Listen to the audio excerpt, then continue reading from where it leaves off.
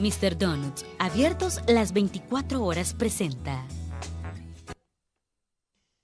Gracias por continuar con nosotros en sintonía de Canal 2. En la entrevista de esta mañana nos acompaña Carla Hernández y Rodrigo Ávila, candidatos a diputados por el partido Alianza Republicana Nacionalista Arena por el Departamento de la Libertad. Ambos. Rodrigo, muchas gracias por estar con nosotros. Bienvenido. Buenos días, Romeo. Un gran gusto estar aquí. Carla, también muchas gracias por estar con nosotros. Buenos días, Romeo. Buenos días, Rodrigo. Buenos días, Un Carlita. fraternal saludo para toda la gente que nos sintoniza y en especial para nuestra gente en el Departamento de la Libertad. Bueno, continúa la actividad de los diferentes partidos políticos, de los diferentes candidatos. Déjeme decirle que, y usted lo sabe muy bien, ¿no?, que el expertise de Rodrigo Ávila es el tema de la seguridad pública. Ahora mismo que se habla de un diálogo, Rodrigo, un diálogo y no de una tregua, como se ha insinuado, por lo menos así lo ha dicho el gobierno, ¿verdad? Que ciertamente lo dijo la Iglesia Católica, por cierto, lo aclaró el fin de semana, dijo, hay un diálogo con las pandillas, pero no estamos hablando de una negociación ni de una tregua. ¿Cuál es tu opinión respecto a este tema que digo es mucho de tu competencia, no? Bueno, yo creo que el diálogo siempre tiene que ser algo que siempre tiene que existir en la sociedad, sobre todo en la salvadoreña, o sea, pero el problema es que se confunden los términos y las últimas veces que se ha hablado de diálogo, en realidad lo que ha habido es una tregua, ha habido negociaciones, sobre todo por el tema de las prebendas a nivel de los centros penales, y yo siento que ahí es donde se tiene que marcar claramente la diferencia. Quien tiene que tener el control en cualquier tipo de plática es el Estado, porque cuando se habla de negociación, se habla cuando se platican entre iguales, dos ejércitos de dos países distintos que negocian para hacer un cese al fuego, dos personas que están haciendo un negocio comercial, vendiendo, comprando una propiedad, etcétera, están de igual, incluso a nivel de la familia.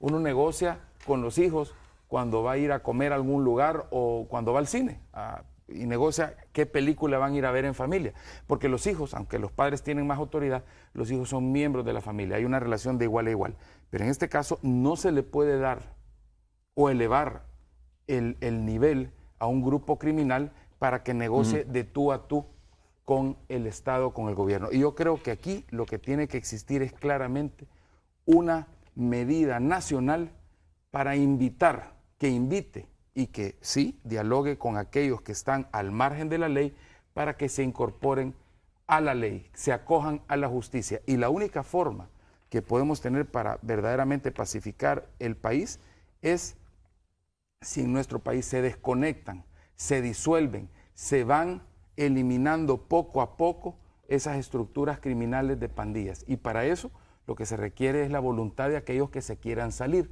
Pero como dijimos en el programa pasado, creo que no fue, fue hace 2 programas que estuvimos contigo ya hace un par de meses, aquí lo importante es que las personas que se quieran salir, se salgan. Aquí que se conviertan en ex miembros de estructuras criminales, en ex pandilleros, y con esas personas sí se puede negociar,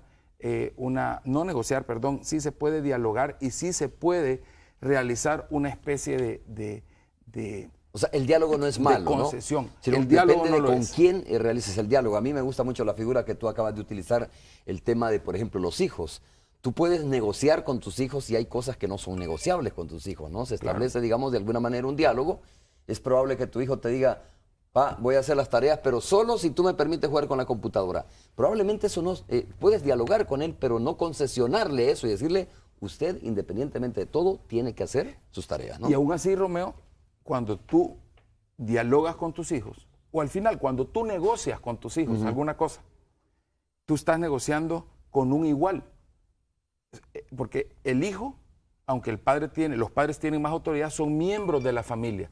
Los criminales y los grupos criminales, las pandillas, no pueden estar de igual a igual con la sociedad y con el Estado. ¿Pero la autoridad no es distinta? La autoridad, por supuesto que la autoridad del Estado, padre respecto al hijo, por ejemplo. Por ¿no? supuesto, pero aún así, tú puedes negociar ciertas cosas con tus hijos, pero no puedes negociar jamás como Estado con los criminales, porque entonces es ponerse a la misma altura, al mismo nivel, es bajar el nivel del Estado y subir el nivel de los criminales. Y desgraciadamente, Romeo, eso es lo que se quiso hacer en un momento determinado con este tema de la tregua, con este tema de incorporarlos como grupo criminal a platicar o a ser interlocutores en este tema tan importante. Al final, ellos son el problema, o sea, y pueden ser la solución, sí y solo, parte de la solución, perdón, sí y solo sí, tienen la voluntad de disolver los grupos criminales a los cuales pertenecen y de salirse de esos grupos. O sea, y aquí desgraciadamente se está diciendo, vamos a dialogar inclusive con las pandillas.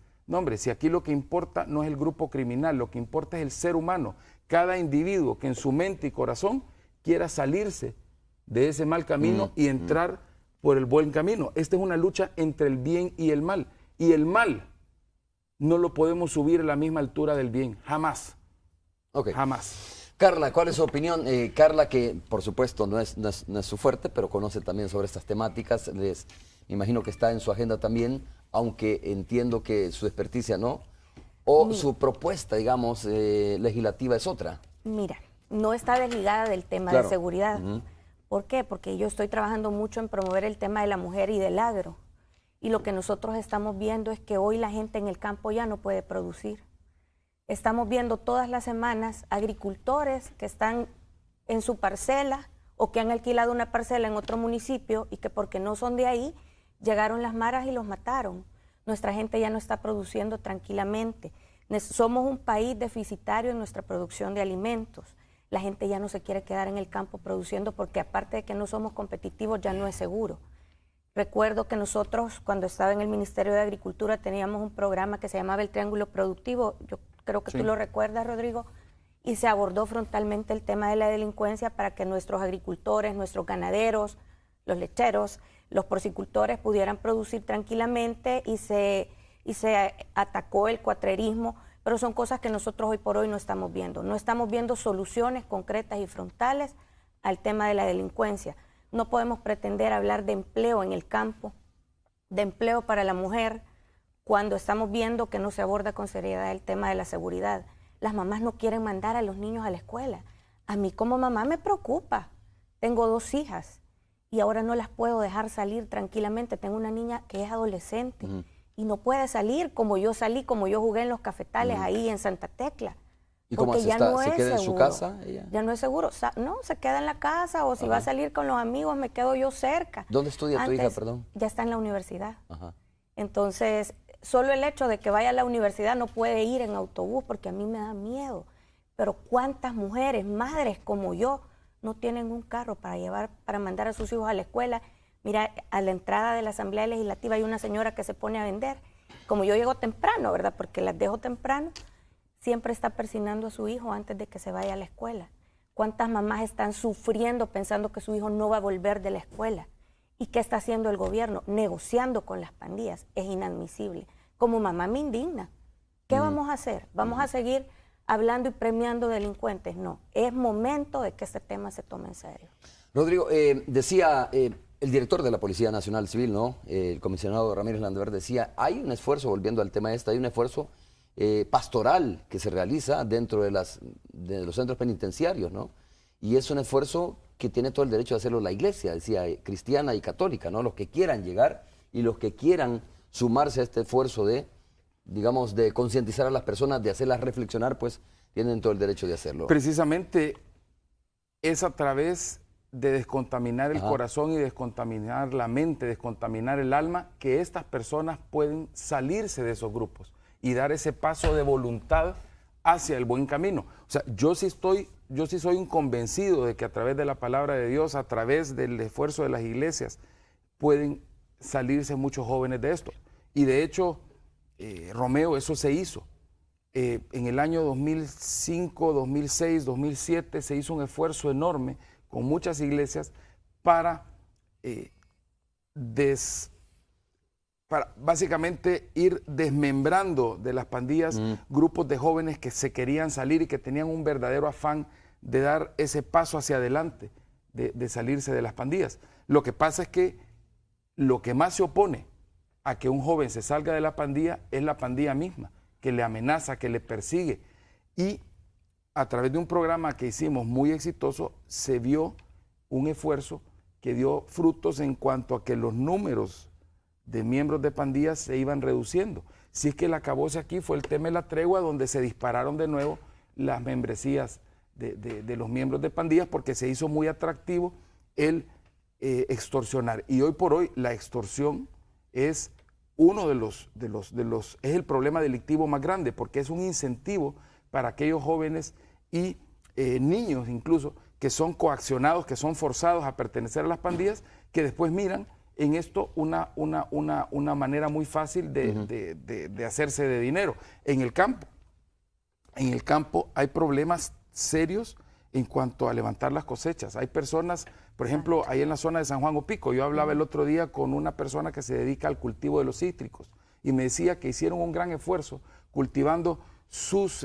en un grupo que ha hecho una cooperativa, las naranjas, y el día que ya iba a ser el día indicado para ir a cortar las naranjas y llevárselas, llegaron unos miembros de pandillas que forzaron a un señor de un camión a que lo llevara, forzaron a la gente inclusive a que cortara las naranjas y simplemente los agricultores se quedaron silbando en la loma sin sus naranjas, viendo el esfuerzo de todo un año tirado por la basura, más la deuda. Ayer un amigo me hablaba y me decía en la zona norte también del departamento que había tenido que cerrar su taller automotriz porque les había agarrado la maña a unos pandilleros de la zona de llevar a arreglar de choto, entre comillas, sus vehículos y los vehículos de sus amigos al taller de este amigo. Al igual que le pasó a una señora que tuvo que cerrar hace poco un restaurante porque la forzaban los pandilleros de la zona a que les diera almuerzo gratis todos los días, a ellos y a sus amigos.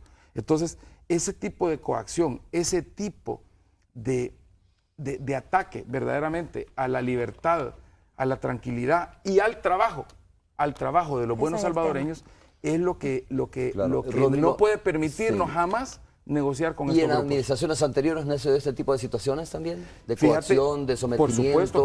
Por supuesto que se dio, pero a través de los mecanismos adecuados se logró reducir en una gran medida. Tanto así que en el año 2007 la injerencia de las pandillas en algunas zonas iba en franca disminución. Pero aquí, ¿qué es lo que pasa? Se está hablando desde hace unos días, Romeo, que se va a devolver a los cabecillas de estos grupos al penal de máxima seguridad y no hemos visto claro los salvadoreños.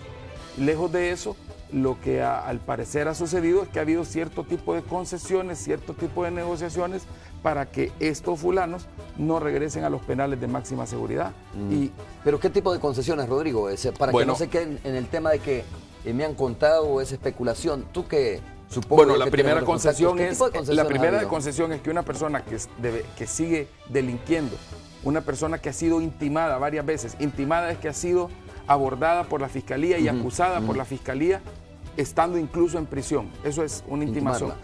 Estas personas están siendo acusadas por varios delitos que han cometido desde las cárceles, sin embargo siguen en cárceles normales, no están en cárceles de máxima seguridad y se ha sabido que tienen acceso a Wi-Fi, se ha sabido que están en las redes sociales y eso lo podemos ver en cualquier momento. Ahí están en Facebook muchos de estos delincuentes, tienen acceso a los teléfonos y siguen extorsionando con teléfonos celulares, o sea, siguen manejando las redes delictivas desde las cárceles. Entonces, una de las cosas más importantes y algo que está en nuestro plan legislativo, donde tenemos 16 propuestas concretas, es precisamente ayudarle al gobierno a través de mecanismos legales que pudieran ser reformas a la ley penitenciaria para que se retome verdaderamente el control de las cárceles. Porque hoy por hoy quienes controlan las cárceles, sobre todo, y estoy hablando más que todo de las cárceles donde están los miembros de estos grupos criminales, son los grupos criminales, son los cabecillas de los grupos criminales. Y los programas de reinserción no van a funcionar jamás porque no existe una rehabilitación efectiva. Muchos de los jóvenes que entran a estas cárceles donde están los pandilleros, entran por un delito menor, simplemente porque se robaron una bicicleta, lesionaron a una persona, lesiones menores, lo que fuera, y salen listos a matar, porque a la cárcel, lejos de llegar a rehabilitarse, a lo que llegan es a perfeccionarse en sus técnicas criminales. Bueno, vamos a hacer una pausa respecto a este tema. Ya vamos a hablar de las propuestas en términos generales, pero respecto a este tema se ha dado dos acontecimientos, Rodrigo, que es importante escuchar tu opinión y también la opinión de Carla. Uno de ellos es precisamente este programa que ya fue inaugurado, que se llama el programa Yo Cambio, ¿no? Que tiene como objetivo precisamente la reinserción de las personas que están privadas de libertad, pero también lo que fue aprobado recientemente en la Asamblea Legislativa, que entiendo que el Partido de Arena dio sus votos también, tú lo sabrás mejor, respecto a este decreto que fue aprobado precisamente por los diputados en la Asamblea Legislativa para blindar a los elementos de la Policía Nacional Civil, que aquellos que atenten contra elementos de la policía, fiscales, jueces, etcétera, y miembros de la Fuerza Armada puedan ir directamente a penal de máxima seguridad. Vamos a analizar esos temas cuando regresemos.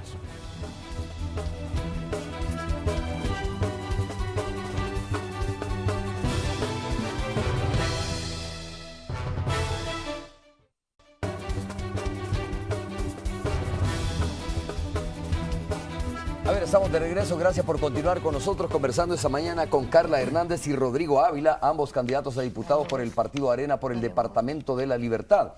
En la pausa, o antes de ir a la pausa, hablábamos precisamente sobre dos temas que son muy relevantes en términos de seguridad pública. Hablábamos del decreto este que fue aprobado precisamente, Rodrigo, entre otros aspectos. Quiero escuchar tu opinión y luego pasemos al tema de la plataforma, ¿no? De los aspectos más relevantes que a juicio de ustedes, pues, tiene la oferta legislativa de ustedes, del Partido Arena. Bueno, yo sobre ese tema yo coincido plenamente en que hay que hacer esfuerzos para blindar a los servidores públicos, sobre todo a aquellos funcionarios que trabajan en el aspecto, en el área de justicia.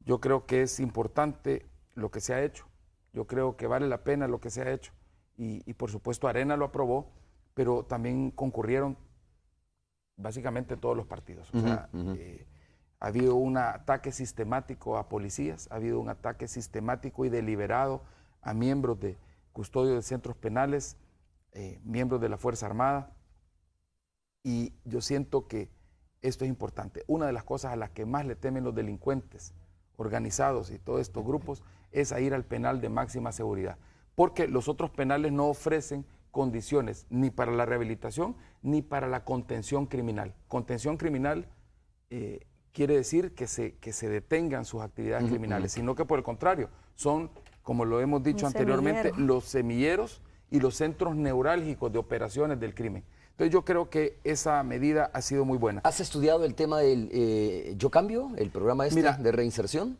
Yo no lo conozco con una gran profundidad, pero conozco digamos, los esquemas generales y yo creo que eso es muy importante. Lo que decía al principio, todo lo que tenga que ver con cambiar actitudes, cambiar conductas, es positivo.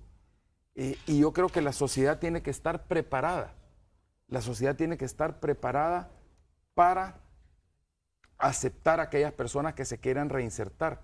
Pero el factor sin discusión que tiene que existir aquí es la voluntad de las personas de querer reintegrarse a la sociedad. De hecho, en una de nuestras 16 propuestas legislativas se encuentra la de despenalizar algunas figuras delictivas, porque se ha comprobado de que los miembros de estos grupos criminales se rehabilitan mejor fuera de la cárcel que en la cárcel, sobre todo pues cuando los delitos que han cometido todavía no están al nivel de los delitos más graves. Estás hablando más o menos de los delitos de bagatela que se conocen. Correcto, ¿no? Y hay una realidad también, Romeo, es que el sistema está saturado, el sistema está abrumado y de alguna forma hay que bajar un poquito la carga procesal que actualmente se tiene. Entonces yo sí siento de que todos estos programas que tienen que ver con el cambio de actitud son importantes y para desmovilizar las pandillas, que tiene que ser un proyecto de país, pero para eso tenemos que comenzar aceptando la magnitud del problema y aceptando que existe el problema,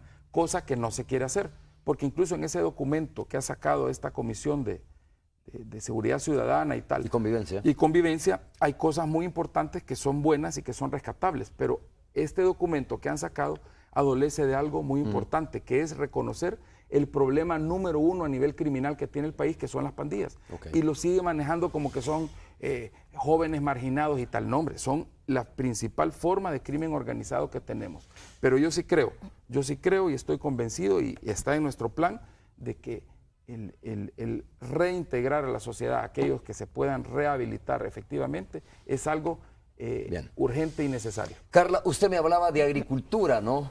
Y hay algunas propuestas que vayan en la línea que usted las está desarrollando y apoyando desde ya como candidata a diputada en ese aspecto. Yo estoy convencida, Romeo, que apoyar al agricultor es la forma de poder dinamizar la economía. El sector agropecuario históricamente ha tenido una importancia en nuestro país y hoy por hoy está descuidado. Ayer veíamos en los periódicos que se hablaba de la Ley de Seguridad Alimentaria y Nutricional y el titular decía que el Estado le va a decir a la gente qué producir. No se puede pretender garantizar la seguridad alimentaria cortándole los derechos a la gente. ¿Y a qué me refiero con esto? Chano en Zapotitán, Aníbar en Atiocoyo, que son zonas eminentemente productivas del Departamento de la Libertad, quieren tener la libertad de decidir que van a sembrar arroz.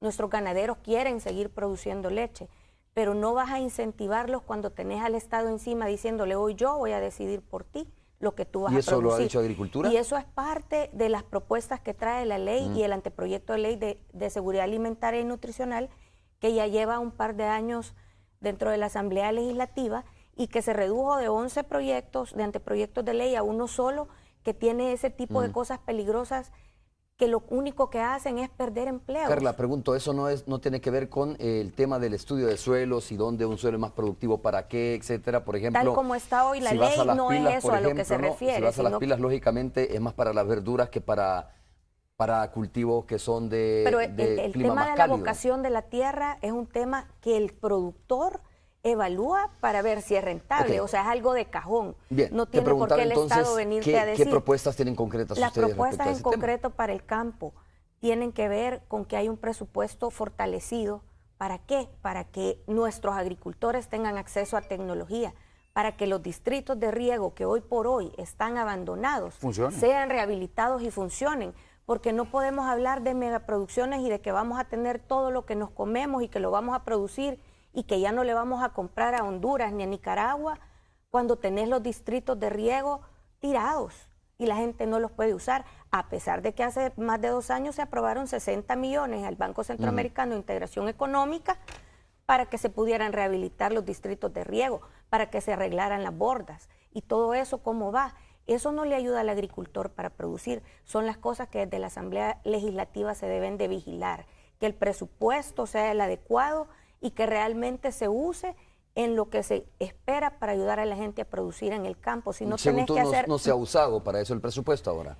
Lo vemos en que tenemos el frijol tan caro porque no estamos produciendo lo que deberíamos de producir. Los costos de producción del agricultor cada vez son más altos. ¿Por qué? Porque no son competitivos. Tenemos un CENTA, que es el responsable de la transferencia de tecnología a nivel nacional.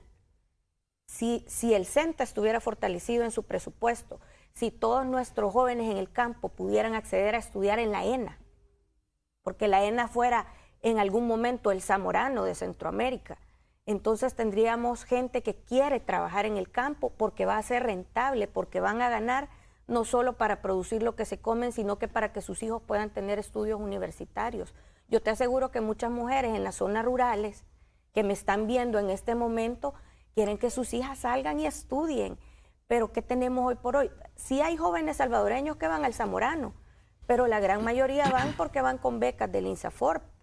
Y gracias a Dios que existe este mecanismo para que haya nuestra gente que se prepare afuera. Pero qué bueno sería tener una ENA fortalecida con un presupuesto que le dé para preparar jóvenes que puedan trabajar en el campo con tecnología. Claro, es como hoy la por universidad, hoy no lo tenemos. ¿no? Un poco es como la una Universidad Nacional, que ojalá que más alumnos, digamos, que salen de bachillerato pudieran ingresar a la universidad. Pero eso tú lo puedes hacer desde la Asamblea Legislativa. Pero por otro lado, desde la Asamblea vigilar los préstamos, Romeo. Nosotros en la Asamblea, y digo nosotros porque tú sabes que yo trabajo en la Asamblea Legislativa tiene la facultad de pedir que se le rindan cuentas de qué se está haciendo. Y creo que hay una gran oportunidad de fiscalizar, de monitorear y de evaluar y que los esa préstamos, fiscalización y ese monitoreo, insisto de nuevo, ¿se está haciendo o no se ha hecho? ¿Por qué no se ha hecho? Hay mucho entonces? por hacer. No se está haciendo como se debería, porque si se estuviera haciendo, Romeo, no tendríamos esos 60 millones que todavía no se han ejecutado. Okay, lo que pasa es que no se hace por precisamente la Rodrigo, que correlación tiene aritmética. una lista de temas anotados ahí de los cuales tú quieres opinar. Hay una ¿no? correlación aritmética que no favorece precisamente para hacer esa auditoría de cómo se están utilizando los préstamos. Y la verdad es que hemos recorrido el Departamento de la Libertad y solo reforzando lo que dice Karen, los 3 distritos de riego del Departamento de la Libertad, la gente se queja de que básicamente los distritos están tirados y que hoy no son lo que eran antes esos distritos. Y por otro lado, tenemos que darle o generarle valor agregado a nuestros productos agrícolas. Pero aquí la agroindustria no se va a desarrollar verdaderamente si, volviendo a lo mismo, no hacemos lo que tenemos que hacer en materia de seguridad. El país no es viable.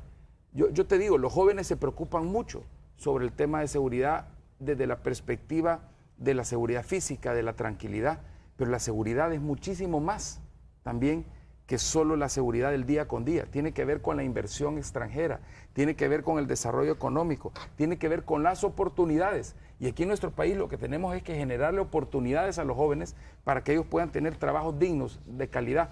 Y ese es uno de los ejes también importantes que se tiene en nuestro plan. El plan de nosotros se llama SOS, es un plan que tiene que ver con salud, seguridad y oportunidades. Y las oportunidades derivan precisamente de la buena utilización de parte de los recursos por parte del Estado, derivan de las garantías de la seguridad jurídica, derivan de un montón de cosas. El plan es integral y te digo, es un plan razonable, es un plan aterrizado. Muchos candidatos a diputados andan prometiendo el cielo y la tierra como que ellos fueran a ser el gobierno central, Exacto. como que ellos fueran a ser los alcaldes. Pues muchos candidatos también han andado ofreciendo eso, ¿no? Los como diputados, que si fueran ejecutivo, como que si fueran los candidatos, ministros si tuvieran la decisión. Correcto, los candidatos a diputados no vamos a ser ni ministros, ni vamos a ser fiscales, ni vamos a ser policías, ni vamos a ser alcaldes.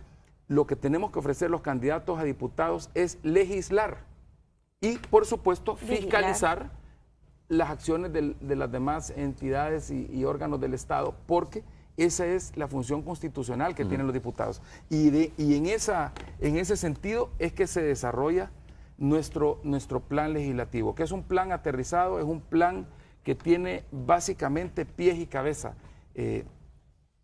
Romeo. Pero, como te digo, hay cosas también importantes que hay que hacer en nuestro país, y una de ellas, hablábamos de la seguridad jurídica, hablábamos de la seguridad pública, y otra es la seguridad, yo dijera, la seguridad democrática, las garantías que tienen que haber para que en nuestro país no se vulnere, primero, la seguridad nacional con estas cosas que están pasando cuando se quiere bajo la mesa negociar con grupos, y por otro, lo que es las garantías a nivel institucionales para que la gente ejerza su libre derecho al voto. ¿Te refieres a algo específico? Y me refiero de manera específica a la barbaridad que estamos viendo del manejo de las elecciones en el Tribunal Supremo Electoral. A mí me parece reprochable realmente lo que hemos visto en los últimos 2 días. Lo que hemos visto en los últimos 2 días con el tema de la papeleta, y de ahí con otra cosa que a mí me parece penoso. ¿Qué pasa con el tema de la papeleta? Para explicárselo a la gente, ¿a qué te refieres específicamente? Bueno, mira, ayer nos dimos cuenta y nos enteramos que sale la papeleta de votaciones para diputados con una clara y alevosa maniobra de ventaja para el FMLN. Clarísima, como fue en las elecciones pasadas, porque en las elecciones pasadas, mira, voy a comenzar por esto. Una de las estrategias que claramente ha definido el FMLN en las elecciones es buscar ganar las elecciones no con el debate legislativo, no con el debate electoral, no con las propuestas, sino que en las mesas de votación, en las juntas receptoras de votos. Y prueba de ello es que en las elecciones pasadas se anularon una cantidad enorme de votos. Fueron 30 y pico mil de votos que se anularon. Y al final la diferencia, las elecciones se ganaron por 6.000. Pero en esas elecciones se anularon muchísimos votos de otros partidos, muchísimos votos de Arena en la primera vuelta, porque la bandera del FMLN quedó solita abajo en la papeleta. Y hoy quieren que la columna del FMLN, y aquí Carla ha hecho un dibujo, no sé si se mira, que básicamente, no lo tengo aquí, pero sí lo tengo en el celular, lo puedo tratar de sacar. Aquí están en la papeleta de votación, han quedado todos los partidos apiñados, las columnas de los partidos con sus banderas y sus candidatos han quedado apiñados, y el FMLN ha quedado solito en un lado. Rodrigo, ¿fueron sorprendidos los magistrados del Tribunal Supremo? Déjame plantearte esto, porque en la administración anterior del Tribunal Supremo Electoral se dijo, ¿no? Se insistió de que el FMLN tenía el control del Tribunal Supremo Electoral. Ahora hay y a todas luces lo tiene. Pero ahora hay nuevos magistrados, son nuevos magistrados del Tribunal Supremo Electoral. Digo, o es una ligereza, o fueron sorprendidos, pero pues lo aprobaron todos los magistrados, ¿no? Entiendo que el presidente del Tribunal Supremo Electoral, pues lógicamente tendrá su simpatía, pero el resto de magistrados, o sea, son los que al final determinan la votación. Que aquí no hay simpatía, aquí lo que hay es pertenencia orgánica, y a todas luces se mira. Ok, lo que sea, pero solo se trata de una persona que es el presidente del Tribunal Supremo Electoral, bueno, mira, te refieres, pero el resto se supone veamos, que son los que al final toman la decisión. Mira, pero es que lo que hemos visto en las últimas elecciones, no estas de ahorita, sino que en las últimas ha sido una barbaridad. En las elecciones pasadas vimos magistrados emitiendo juicios de valor, diciendo casi que no había que votar por un partido y votar por otro, diciendo claramente, siendo juez de esta contienda, diciendo que él iba a votar por un partido determinado. Eso es como que un árbitro en un partido de fútbol esté diciendo que quiere que gane determinado partido, ¿no? y él va a, ¿cómo se llama? A hacer el referee, el árbitro, él va a pitar el partido. Lo mismo estamos viendo ahora. Con esto de las papeletas, yo te lo digo, eso es una barbaridad. Y yo creo que la gente se tiene que dar cuenta que le quieren vulnerar su derecho a votar, porque, ojo, todos los demás partidos están proclives a que les anulen su voto. Y te digo, en las mesas instruyen a los que cuidan por parte de ellos a que si una rayita, cuando marcan la cara o la bandera, una rayita de la X que se hace, toca la otra bandera, anulan el voto. Pero eso no va a ser una posibilidad para el FMLN porque ellos están solitos al lado extremo de la papeleta. Igual sucedió en la primera vuelta en las elecciones presidenciales. Y otra cosa que me parece una barbaridad es que a la gente algo tan sencillo como es, porque al final no es tan complicado, y tú lo sabes, Romeo, la gente que conoce el tema lo sabe. El tema del voto cruzado y el tema de voto por cara no son temas tan complicados de comprender. Sin embargo, adrede no se ha querido explicar a la gente, y yo creo que eso vulnera el derecho de todos los salvadoreños de elegir a los funcionarios. ¿Te refieres a la campaña, a la falta de información sobre cómo ejercer el sufragio? No solo falta de información, sino que, te lo digo, casi que adrede una campaña confusa, que en vez de aclarar las cosas más enchibola a la gente. Y eso es lo que la gente dice, si la gente está enchiboladísima. Pero claro, como hay un partido que dice, usted solo vote por bandera, cuando en realidad eso, te digo, pero eso no puede ser cualquier partido, puede decirlo también Arena, vote solo por la bandera. Es cuestión de estrategia, entiendo. Es cuestión de estrategia, por supuesto, pero el espíritu democrático del voto por cara es que la gente vaya escogiendo a sus candidatos y que de alguna forma la gente vaya participando más, que la gente vaya viendo en el camino quiénes son los que representan, los que verdaderamente hacen un buen trabajo. Ahora, esas dos cosas a mí me parecen, como te digo, tremendas. Y yo creo que hay que ponerle un alto a esto. Yo no sé si esas papeletas van a ser las finales, si las van a devolver, si ya las imprimieron. Fíjate que dijeron que sí, dijeron que no. Y si ya ¿Arena imprimieron ha hecho alguna protesta formal sobre este tema o es solo a través de los medios de comunicación? A nivel del COENA, ayer se hizo una propuesta, un reclamo formal, una protesta al Tribunal Supremo Electoral. Al Tribunal Supremo Electoral, y te digo, esto es una barbaridad. Y si así salen esas papeletas, yo creo que el pueblo salvadoreño se la va a cobrar, Rodrigo, al FMLN. Solo para información, ¿no? Un reclamo formal, escrito o verbal, lo que ha hecho el Partido de Arena al Tribunal Supremo Electoral. Entiendo que ha sido un reclamo formal. Y ayer el miembro del COENA, el licenciado Guerrero, entiendo, ha hecho... ¿Qué ha solicitado? ¿La reimpresión de las papeletas? Primero creo que ha solicitado que se aclare verdaderamente si ya fueron impresas. Yo no estoy muy seguro de esto, porque también me enteré en la noche por los medios de comunicación y por vía telefónica me informaron y me mandaron una foto de la papeleta tal cual ha quedado, que es una barbaridad. Bueno, Vamos a hacer la pausa. Cuando regresemos vamos al enlace con la Radio 102.9. Volvemos.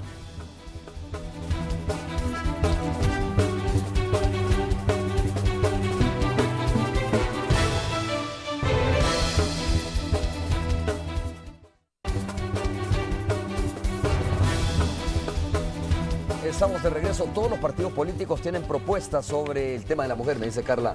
Tenemos tiempo de hablar un poco sobre lo que nosotros planteamos. Bueno, por supuesto, de alguna manera para esto son los espacios también, ¿no? Para que la gente vaya conociendo las propuestas de los distintos partidos políticos. Y vamos a permitir que Carla hable un poco sobre este tema, mientras tenemos listo el enlace con la Radio 102.9. Aunque Rodrigo también en la pausa comercial recibió una llamada al menos, Rodrigo, donde te explicaban sobre este tema de la papeleta. Antes, Carla, te decían de que ya rato se viene es que mira, desde hace hablando días, sobre ese tema. El partido desde hace días han puesto el reclamo formal. Lo que pasa es que no había claridad si los habían impreso o no, o sea, se decía que sí, que no, pero el reclamo formal desde hace días se puso. Y hoy todos estamos viendo ya físicamente cómo ha quedado la papeleta, lo cual, como decía, es una barbaridad, ¿verdad? Ok. Carla. Gracias, Romeo. Sí, quiero hablar del tema de la mujer y voy a citar una mujer que yo admiro mucho, que fue una gran política, y es Margaret Thatcher. Y ella decía, en política, si quieres que algo se diga, pídeselo a un hombre, pero si quieres que algo se haga, pídeselo a una mujer. En todas las entrevistas me han estado preguntando de la participación de la mujer en política. Y yo les decía que como Arena, porque por ahí hubo un cuestionamiento, miren, ustedes no lo tienen en estatutos y esto y lo otro, pero para Arena las mujeres en la política siempre han sido una realidad. Y podemos ver que hemos sido el único partido que ha tenido una presidenta en la Asamblea Legislativa con doña Glorita Salguero Gros, que es una gran referente. Que por cierto, Carla, con todo respeto, y lo tengo que decir, la misma doña Gloria Salguero Gros, hace unos días le dijo a Hechos AM, mire, es cierto, mi partido lleva a muchas mujeres en la planilla, pero en posiciones que van a perder, perdedoras, ¿no? Fíjate que nosotros hicimos elecciones internas y en el caso del Departamento de la Libertad nos inscribimos 2 mujeres únicamente para precandidatas a diputada propietaria. Y al final solo yo fui elegida.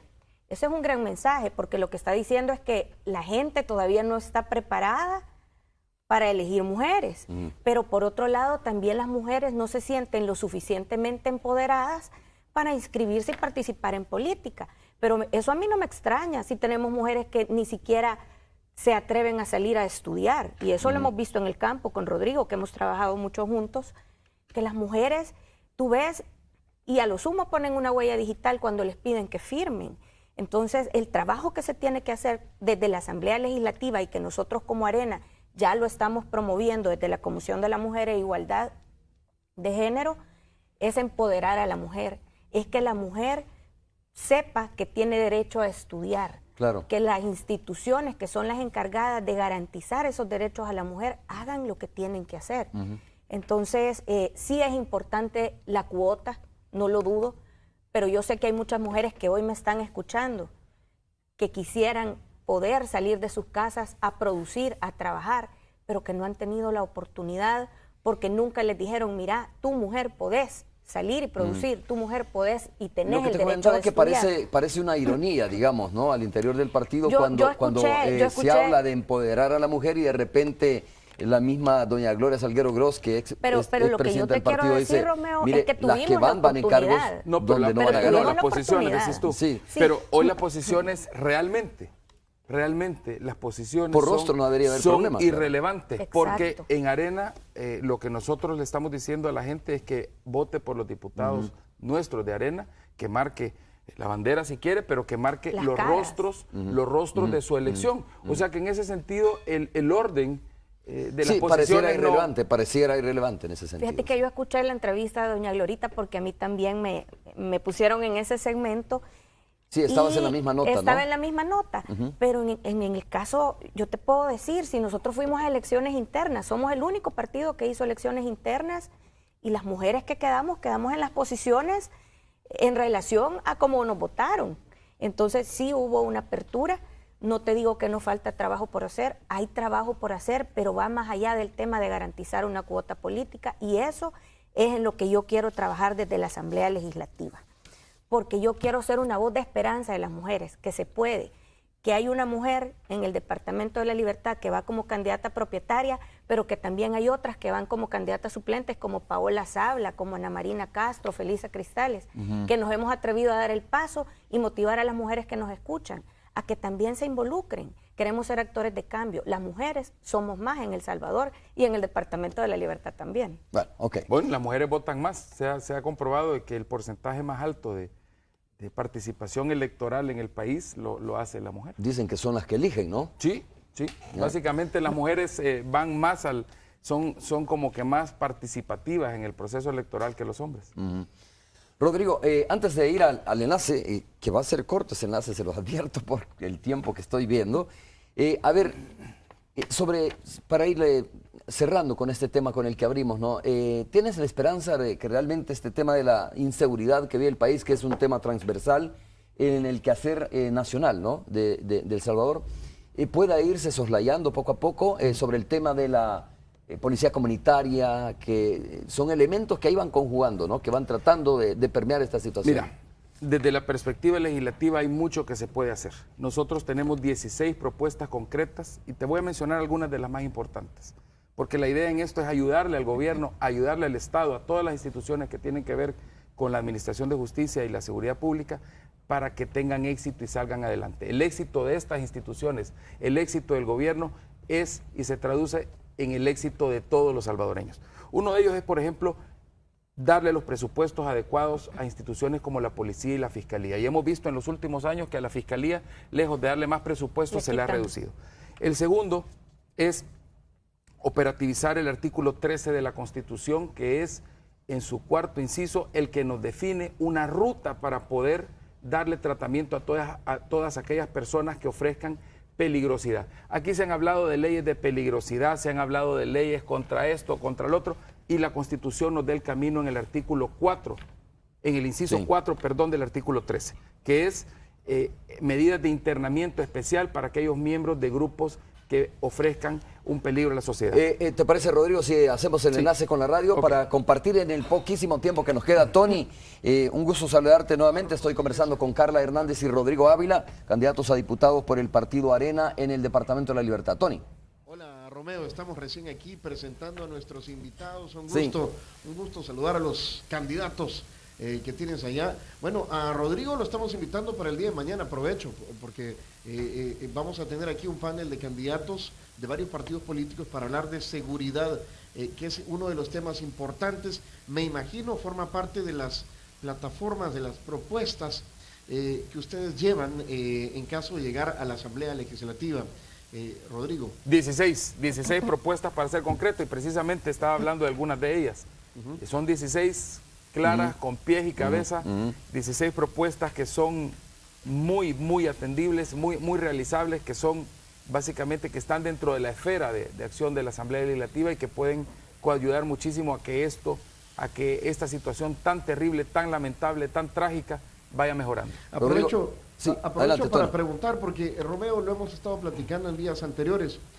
Ha habido desde el domingo y desde la declaración de Monseñor Gregorio Rosa Chávez, digamos, una situación ahí de semántica entre la palabra diálogo y la palabra negociación.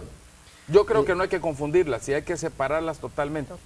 ¿Verdad? Y ahí el problema que hemos tenido en los últimos años ha sido precisamente que se han confundido esos dos términos y se ha de alguna manera disfrazado lo que a todas luces fue una negociación con la palabra diálogo.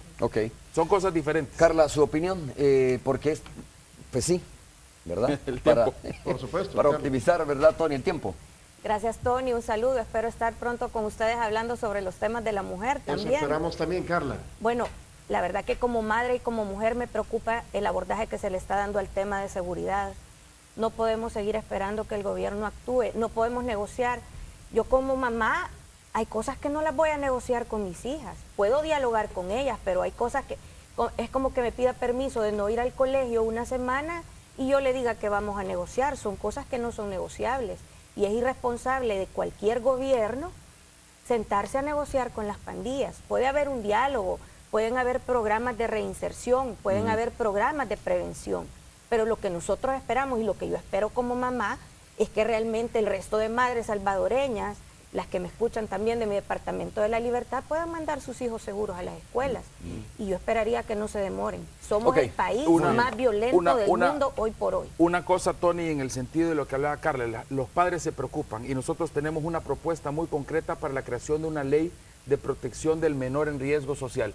Porque lo más trágico que estamos viviendo es que día con día miles o cientos de niños y jóvenes son reclutados en las pandillas, y esta ley de protección al menor en riesgo social sería como el componente preventivo importante que actualmente tienen otras leyes que no están siendo aplicadas para precisamente prevenir que se engrose el número de los jóvenes que están en pandillas. En riesgo, ¿no? Hoy vamos a hablar de la noticia, por otro lado, ¿no? Sí, la noticia más importante, creo yo, en este 2015, en lo que va del año, es, la beatificación próxima de Monseñor Romero, declarado mártir.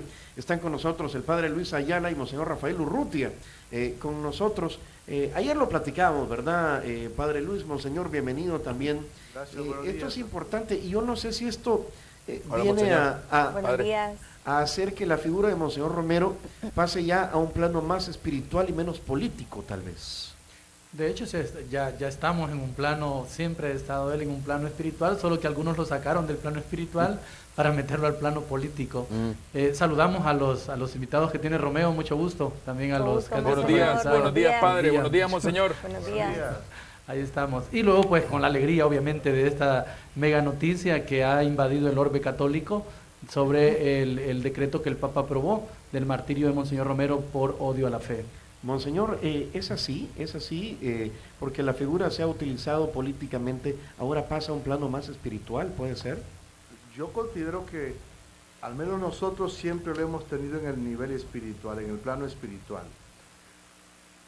No me gusta cuando se habla de esta manera, puesto que a Monseñor Romero hay que aprender a verlo desde la fe, desde el Evangelio y desde la Iglesia. Si lo vemos desde el punto de vista ideológico o político, lo pongo o de mi lado o es mi opositor. Y Monseñor Romero nunca abordó la vida desde el punto de vista ideológico y político. Lo abordó desde la fe, desde el Evangelio y desde el magisterio de la Iglesia. Bien. Y por eso yo considero que él siempre ha estado en su sitio.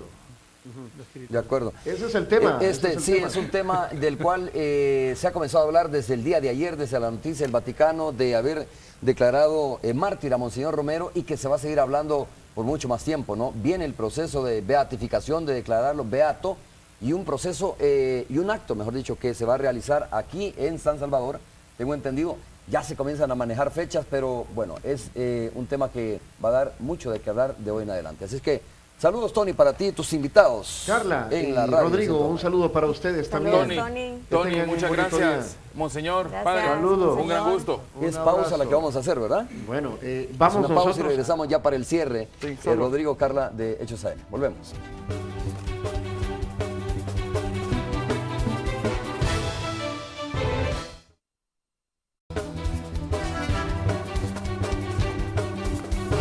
Carla, Rodrigo, muchas gracias por haber estado con nosotros. No, muchas gracias, muchas gracias.